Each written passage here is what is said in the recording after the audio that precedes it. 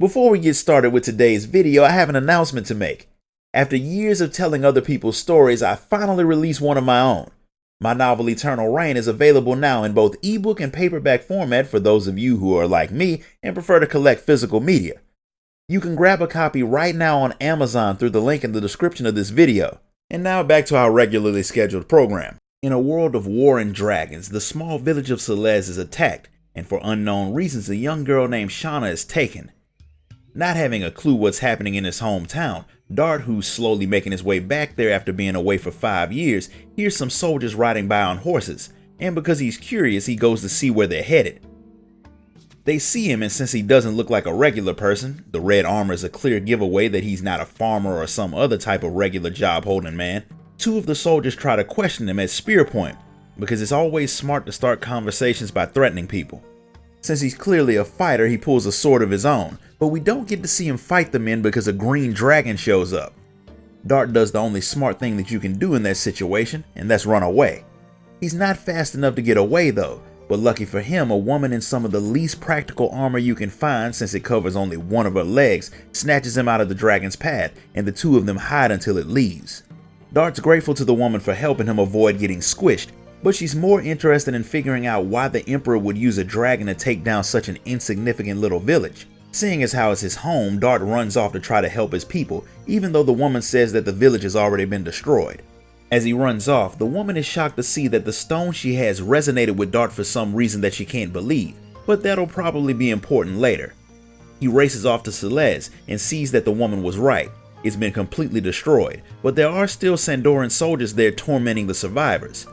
Dart finishes some of them off and stops them from killing a villager, who lets them know that despite there being a truce, the Emperor attacked the city anyway, and for some reason his people took Shana.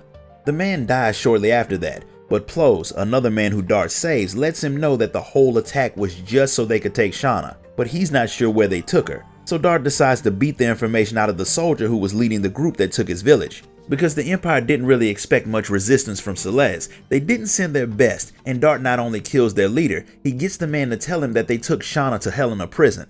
Once he makes sure his village is cleared out so his people can start rebuilding, he heads to the prison to free his friend, which won't exactly be easy, but he's still gonna do it. Apparently Helena prison doesn't really work too hard to keep people out, because Dart just hides in the back of a merchant's wagon and rides in. Granted, most people are trying to break out of prison and not into it, so I guess the security would be better on the inside of the prison. The place is run by a giant warden named Frugal who has no problem killing his own men. I never understood how criminals kept people working for them when they murder their own people to show how bad they are, but I'm guessing $20 is $20. Dart gets through the place without setting off any alarms, partly because a knight from Basil named Levitz broke out of his cell and tried to free some of his friends. Unfortunately, they get killed anyway. After Levitz deals with his friend's killers, he sees Dart and mistakes him for a prison guard and attacks. Dart holds off the attack for long enough to tell Levitz who he is so the man will stop trying to impale him. Once they realize that they don't have to kill each other, the two of them deal with the guards that show up, which gives them a bit of time to catch their breath and talk. And the first thing Levitz wants to know is what would make someone break into a prison. When Dart lets him know that he's there to rescue someone, Levitz decides to hold off on getting back home to report to his king about what happened so he can help Dart find Shana. One, because he thinks it's a noble cause to try and save a friend, and two, it'll be easier to get out of there if he has someone guarding his back since security is picking up after all of the fighting that's been going on. Shana's in a cell that's heavily under guard, but with the two of them fighting together, they take them down and free the woman. Dart and Shana spend way too much time talking since they haven't seen each other in years, which gives more guards time to show up. Dart and Levitz deal with them too, and much to Dart's surprise, Shana has learned how to use a bow since he last saw her, and has no problem shooting people with it, which is a good thing considering their current situation, but it's still a little bit serial killer-esque when you really think about it. Word of Shana's escape reaches the warden, who after killing the person who gave him the bad news, sets his people to search for her and to kill the people who broke her out without harming her, mainly because the Emperor and his black-robed subordinate will kill him if something happens to the girl. Frugal himself goes to wait by the horse stables, which is the only way out of the prison. Since that's the way Dart and his crew had to go, they come face to face with the overly large warden who had ordered the attack on Celeste. Emperor Dole had just told him to kidnap Shana, but Frugal had ordered the village destroyed just to make the whole thing a little bit more interesting. The guy had a whole town slaughtered for fun, which makes Dart and the others have no problem trying to kill him. Somehow he survives the fight, and instead of sticking around to try and finish him off, Dart, Levitz, and Shana hop on horses and escape the prison. Frugal sends out a message to put his soldiers around the area on high alert, which makes it impossible for the trio to get back to Celeste the way that Dart had come from. So they decide to head off in another direction where they are still getting chased by the soldiers. Levitz gets hit in the leg with an arrow, which forces the group to find a hiding place until the soldiers head off to search somewhere else. Shana apparently learned a bit of field medicine since she had expected Dart to come back to the village in pretty bad shape, so she's able to patch Levitz up, and by the time she's done, the soldiers from the prison have moved their search somewhere else, so they're safe for the moment. Since they have a bit of time, Shana wants to know what Dart's been doing that kept him away from home for 5 years. He had left to hunt down the thing known only as the Black Monster that had destroyed the village known as Neat and killed Dart's parents 18 years ago. He had only been 5 when the thing had attacked, and he and his parents were the only 3 people who made it out of the village. But his dad had gone back to see if he could save anyone else. And since they were both terrible parents, his mother left her 5-year-old son alone to go after her husband, and they both died there. When Dart finally built up the nerve to follow them, the entire village had been destroyed, and all he found was the stone that his dad used to always carry around with him. He's been keeping it as a memento ever since. Even though he searched for 5 years, he still didn't find any leads on the monster, and since he's been away for so long, he has no clue what's going on in the country. Levitz, being a knight and all of that, is more than up to date on current events. The kingdom of Basil, where Levitz serves, is at war with Sandora. There had been a truce between the 2 countries when Dart had left, but during that time, Emperor Dole of Sandora got control of a dragon somehow, and that gave him the upper hand, so he started conquering more territories. Having seen the green dragon up close, Dart can see why having something like that on a leash could be a problem. Levitz didn't know that the dragon was so close by. With that new bit of information, he needs to get back to King Albert in the city of Bale ASAP, otherwise they might have to deal with a sneak attack from a dragon. He figures that it might be a good idea for Dart and Shana to come with him since one of the scholars at the castle might know more about the Black Monster. Since he doesn't have any other leads, and Shana's basically gonna go wherever Dart goes, the 2 agree to go with Levitz to meet the king. The path they had to take leads them through a cave that's not exactly safe, since it's the home to a very large snake. They deal with it, but with its last breath it attacks Shana. The others are too far away to get to her, but they don't need to since light pours out of her body and burns the thing to a crisp. That falls on the list of things that don't happen every day, but since none of them can actually figure out what happened at that moment anyway, they all head to Bale. The king is happy to see that the rumors of Levitz dying weren't true at all. The 2 of them had been friends since they were little kids, so it makes sense that he'd be worried about the man more than he would a common soldier, and he definitely wants to know what happened to Levitz after his squad was killed. So the knight tells Albert how he had been captured and taken to Helena prison, only to escape with the help of Dart and Shana. Since they helped his friend, the king offers to give them whatever they need. So Dart asks the king if he'll keep Shana guarded in the castle since the Emperor of Sandora is hunting for her. Shana doesn't want to stay there though, and since Sandora has a dragon, the king's not sure how safe she'll be there anyway. Right now, his people are preparing to hold off an attack at the town of Hoax, but if the dragon can get past them, it'll make a beeline for the castle, which would be extremely bad. He doesn't think there's any place in Serdio that'll be safe for Shana, and since she wants to stay with Dart anyway, that's probably the best solution. At least she can be happy while she's being hunted. Since that's a favor that he doesn't really need anymore, Dart asks for any information that they have about the Black Monster. There's not really all that much, but they say that the monster started popping up in history 11,000 years ago when the Dragon campaign ended, and from what they say it had killed a god, which means an angry man with a sword probably can't kill it even if he finds it. Dart doesn't even know what the Dragon campaign is, so the king's minister tells him the story since there's actual information on it. A very long time ago, a race known as the Winglies ruled over the world and used all of the other races as slaves. Naturally, the slaves didn't like that all that much, so they revolted under the leadership of a man named Diaz who had 7 dragons serving under him. With the people and the dragons following him, the war known as the Dragon campaign began. It was bad. A lot of people and Winglies died, and by the end, the new rulers of the world were humans. And that was when the Black Monster appeared. The minister finishes the story right when a man walks in to let Albert know that it's time for his war meeting with his generals. That includes Levitz, so Shana and Dart take some time to enjoy the view and talk while they wait for Levitz to finish.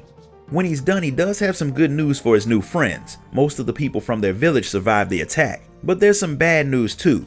Sandora is getting ready to launch an all-out attack, and they're planning on using the dragon to do it. Levitz is being sent to Hoax to join the Knights there in an attempt to hold off the dragon, and after thinking about it, Dart decides to join him. He'll put off his search for the black monster until the war is over, and since he's decided to go, Shana's gonna go too. So the three of them head to town to get everything they need before they head off to do battle with the dragon. Since the decision's been made to head off and fight a dragon, Levitz thinks it'll be a good idea to go and see his mom before he sets off. Considering the fact that he may be being digested by a dragon in the next few weeks, that's probably a good idea. And since Dart and Shana have nowhere else to go, Levitz brings his new friends with him to meet the woman who birthed him. She's very happy to see him since she hadn't heard from him in a while. He makes it seem like he was just held up because of all of the fighting, and not because he was in a prison a few days away from being executed, because that's just not the type of thing that you tell your mom. Especially considering the fact that Levitz's father had been a knight too, and he had died in battle. When she sees Shana, she figures that Levitz has finally found himself a wife on his travels, which is great because she wants grandchildren, but since Shana's Dart's girlfriend, even though he seems not to know it yet, she's kind of off the market. Once that little bit of awkwardness is out of the way, Levitz lets his mom know that he's being sent to the town of Hoax and he needs to leave in a little while, but she convinces him to at least stay for lunch since it's almost done. Shana goes to help her get everything set up, which leaves Dart and Levitz with nothing to do while they wait. So Levitz gives Dart a tour of the giant house that's a sign that Albert pays his knights very, very well. Levitz had always wanted to be a knight just like his father, and he would always go on the roof when he was younger so he could stare at the castle, dreaming about the day when he had earned as much honor as his dad had. He achieved his dream, and when he realized just how hard it was, it gave him a new respect for his dad. The two of them talk until the meal's ready, and after they eat, Levitz figures that it'll be for the best if they just rest and head out in the morning. There's no point in leaving at the dead of night since the town of Hoax will still be in just as much danger in the morning, so the group enjoys one last good night's sleep before they head out. When they make it to Hoax, the first thing they do is go and check in with the man in charge, a knight named Kaiser. He and Levitz know each other from way back, so after he gives his condolences for Levitz's lost squad, he gets introduced to Dart and Shana. He's already heard about how Dart rescued Levitz from hell in a prison, even though Levitz was in the process of escaping when Dart got there. Regardless of the details, the one thing he knows is that Dart can fight, and since his people are still getting prepped for the attack from the Sandoras, he won't turn down any help, especially since he heard that they might use the dragon to attack. He was debating between hitting them first or waiting and reacting to what they do, and Levitz thinks it'll be better to do the latter, which means they'll need to set the guard up in a way that they could spot the invaders before they reach the town.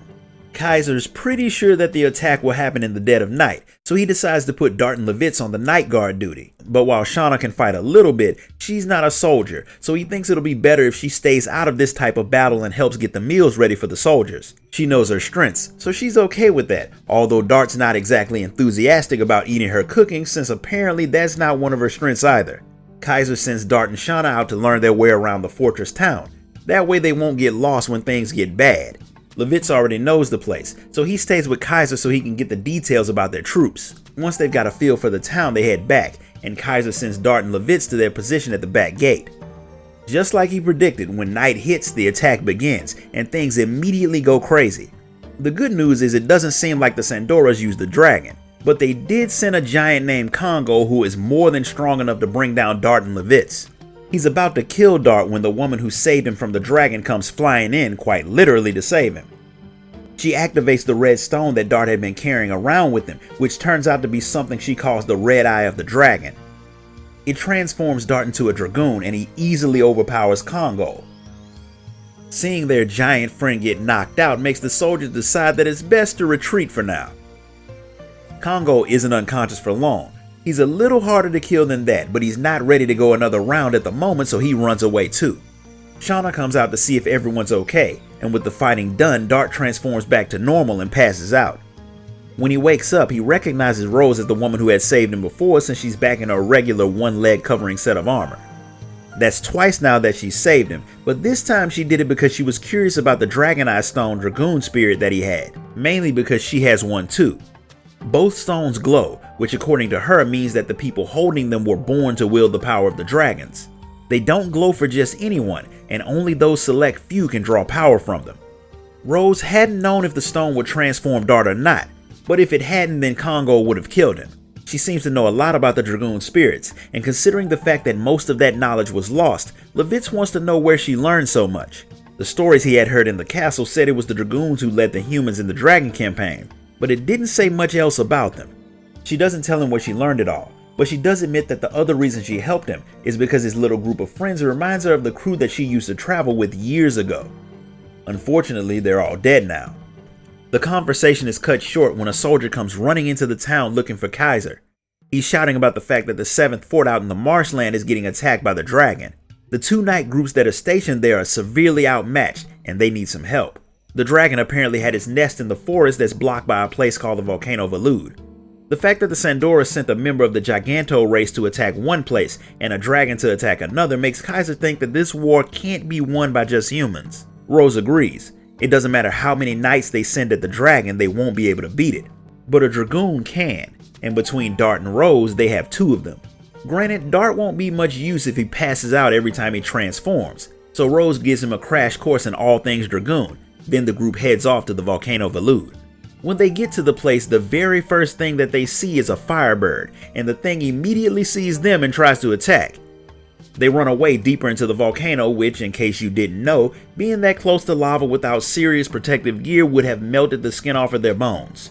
But we'll just ignore the video game logic for this one.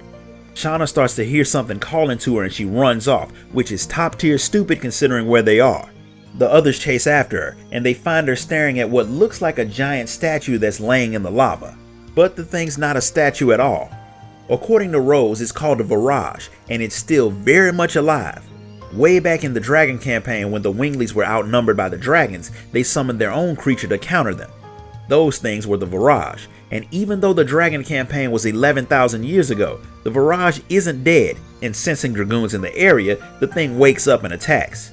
It's not all that dangerous, probably because it's been comatose for 11,000 years, so the two Dragoons put it down, knocking it back into the lava where it melts away into nothing.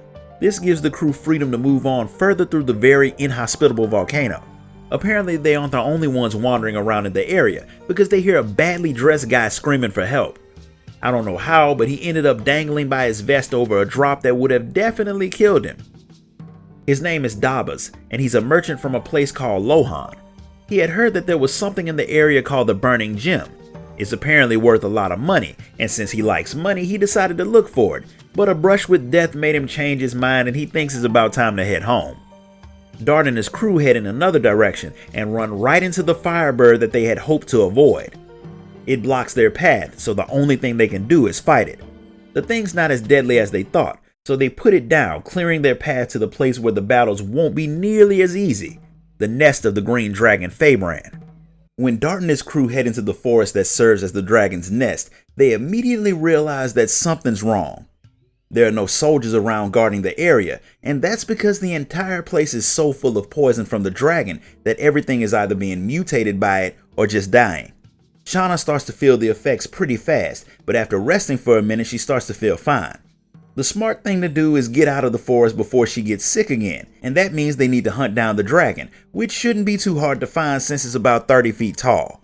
It doesn't take much for the group to stumble into the heart of the dragon's nest, but what they find there isn't the dragon but a man named Graham. Levitz knows him very well, and to put it simply, he hates the man, and for good reason. He had served under Levitz's father until he had betrayed him and got him killed along with a lot of other knights. Levitz plans on killing the man for it, but that might be harder than he expects it to be, since Graham is apparently a Dragoon.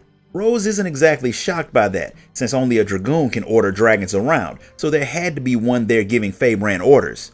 The green dragon shows up, proving that the man can control it, which is an impressive feat, but Rose is more interested in finding out where and how the man got his Dragoon spirit. Like most villains, he's all too happy to talk too much, and he tells her that he got his powers from Dole, who got it from Emperor Diaz. That's kind of impossible since Diaz died 11,000 years ago, but Graham doesn't have a reason to lie, nor does he care if she believes him or not since he's about to kill them anyway. He tries and fails, which leads to Graham being fatally injured. Even dying, the man still manages to talk a lot, and he tells Levitz that he turned on his dad because he was jealous of how strong he was. His jealousy made him look for power elsewhere, which led him to working for Emperor Dole and turning on his country.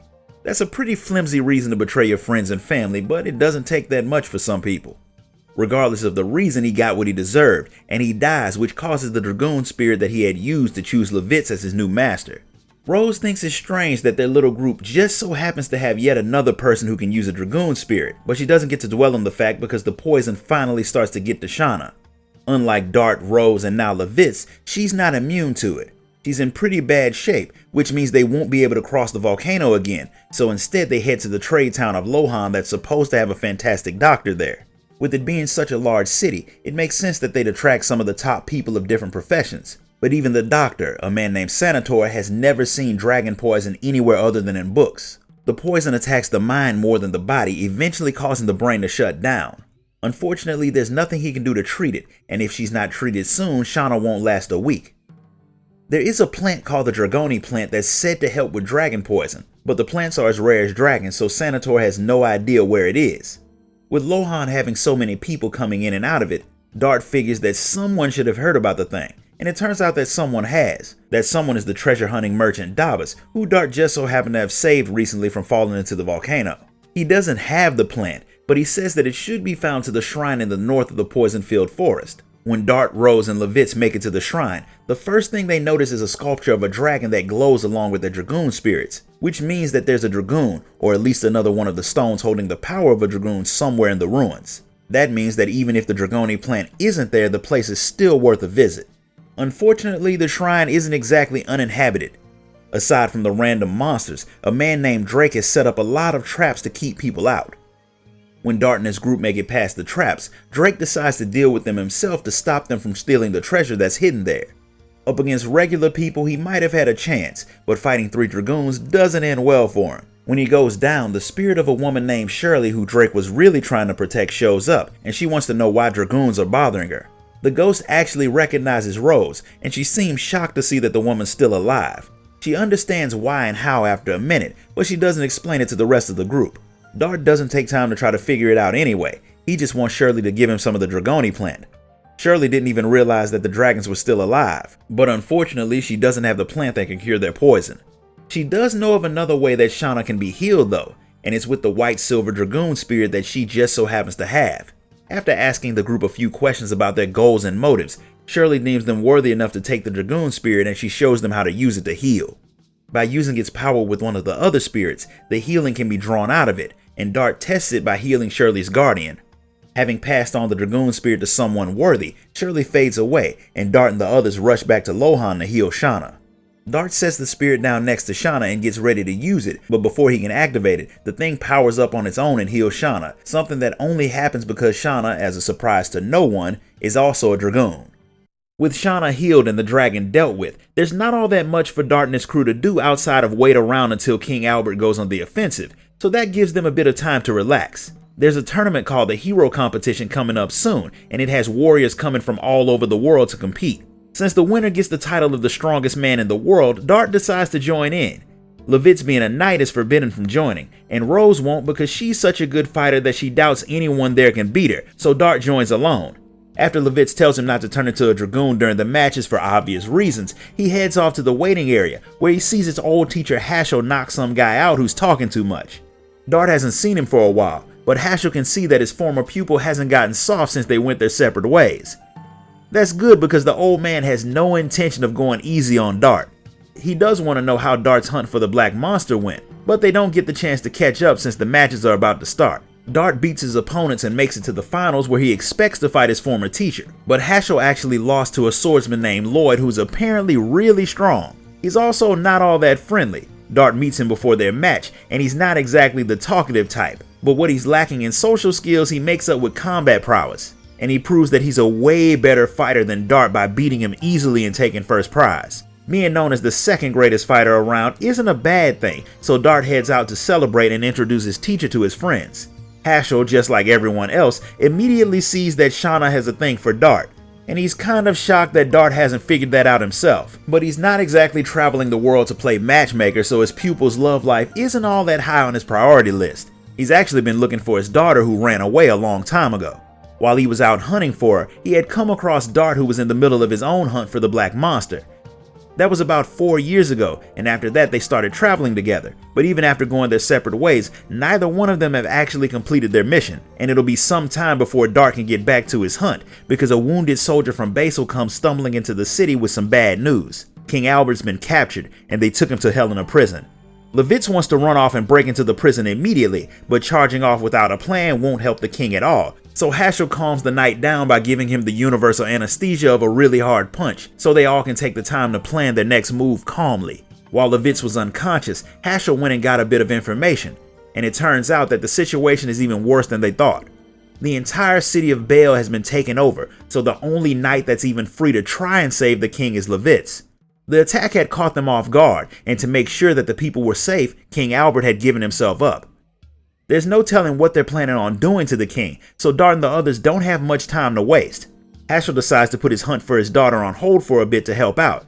Since he's been looking for her for nearly 20 years, a few days on a side quest won't hurt anything. So the group heads off to perform yet another prison break from Helena. Frugal, who hasn't gotten any less crazy than he had been the last time Dart had broken into the place, is planning on executing the king despite the fact that he's supposed to keep the man alive. He's expecting Dart and Levitz to try to show up and save him so he can kill them too, which all goes against the agreement that Albert made with Dole. I don't know why people think sacrificing themselves will make people fulfill their promises to them. Once you're in their hands, you don't exactly have any leverage anymore. So once they break their word, there's not really anything you can do about it. Dart's break-in gets noticed immediately, and because Frugal apparently took a page straight out of Jabba the Hutt's playbook, he drops the group down into a pit where a monster that looks a lot like a rancor tries to eat them. Had there not been 3 Dragoons in the group, it might have succeeded, but there were, so they killed the thing and escaped the pit. They all managed to get to the top of the tower just in time to stop Frugal from killing Albert.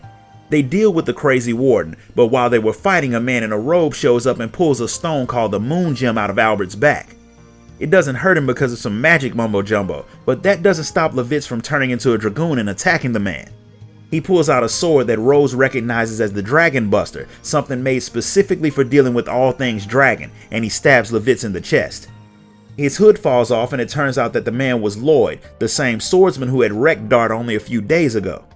He runs away, but not because he was scared, since he obviously wouldn't have any problem taking Dart in his group. They don't even try to chase him since they're more worried about Levitz, but there's nothing that they can do for him. He dies and the Dragoon spirit leaves his body, but surprisingly enough it chooses Albert as his next wielder. While they saved the king, they lost a friend in the process, and they can't even take his body to bury him since they still have to get out of the prison. They escape and hide in the ruins of Dart's old village, where they mourn their lost friend while trying to figure out just what Lloyd is plotting.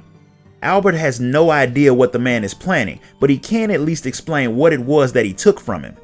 And like everything else, it goes back 11,000 years to the time when the Wingleys ruled the world and the Dragon campaign took place.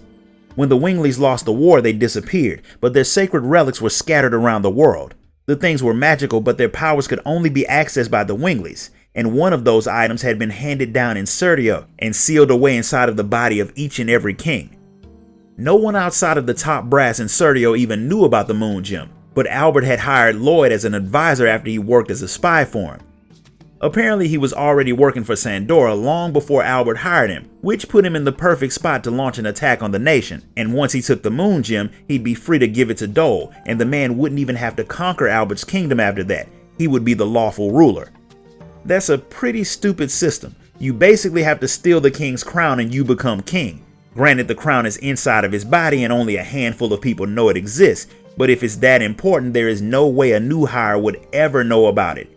And that makes Albert handing himself over even more stupid, but everybody makes mistakes. His just cost him his kingdom and his best friend. While he doesn't have an army or a home to go back to, Albert is a Dragoon now, so that doesn't mean his fight is over. He's just going to take a different approach and attack Emperor Dole himself at the Black Castle. Dart and the others decide to go with him, if for no other reason than the fact that they knew Levitz would want them to do that, but that doesn't mean it's going to be easy. While they're planning their assault, Lloyd has already made it to the Black Castle, and things aren't exactly what Dart and the others think they are. Lloyd isn't working for Dole, it's the other way around, and the man has plans far bigger than what even the Emperor understands. Getting to the Black Castle isn't all that difficult for Dart and his crew, but the city around it is filled with Sandoran soldiers, meaning it won't be easy to get inside, especially since the knights are quick to round up anyone that acts even slightly suspicious. Fortunately, in a city that's controlled by a tyrannical army, there will always be people who are willing to rebel, and Dart's crew comes across Popo, a member of the new Serdio party. Once Albert introduces himself as the king of Basil, something that really isn't a smart thing to spread around in a place where pretty much everyone is his enemy, Popo gets really excited because his people have been waiting for King Albert to come and free their city.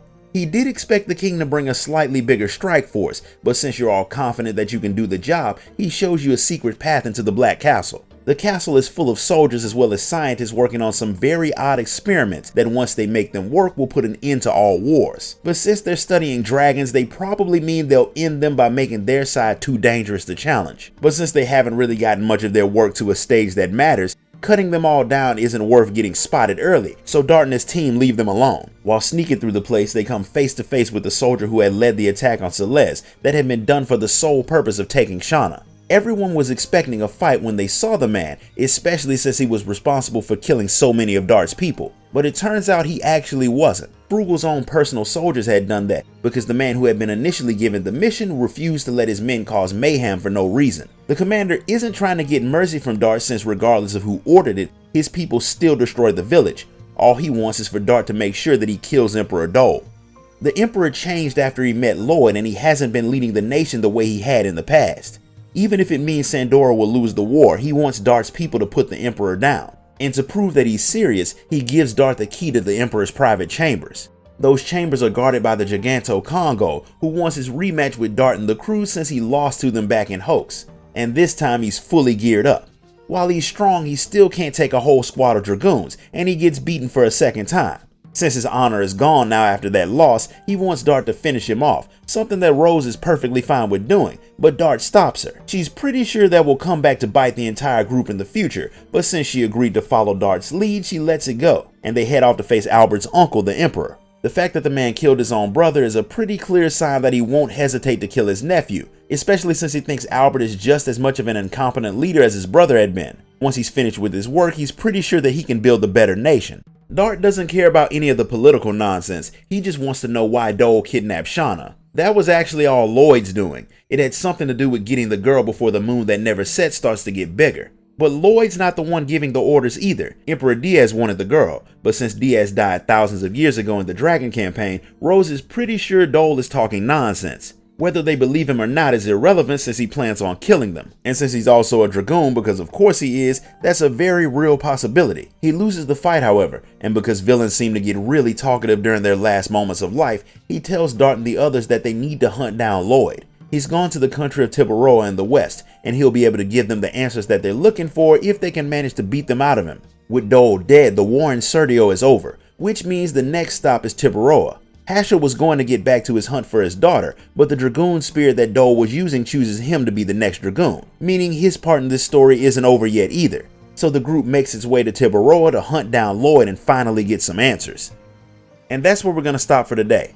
If you enjoyed this video, be sure to like, comment, share, and subscribe. Donate to the channel if you can, and I'll see you all next time.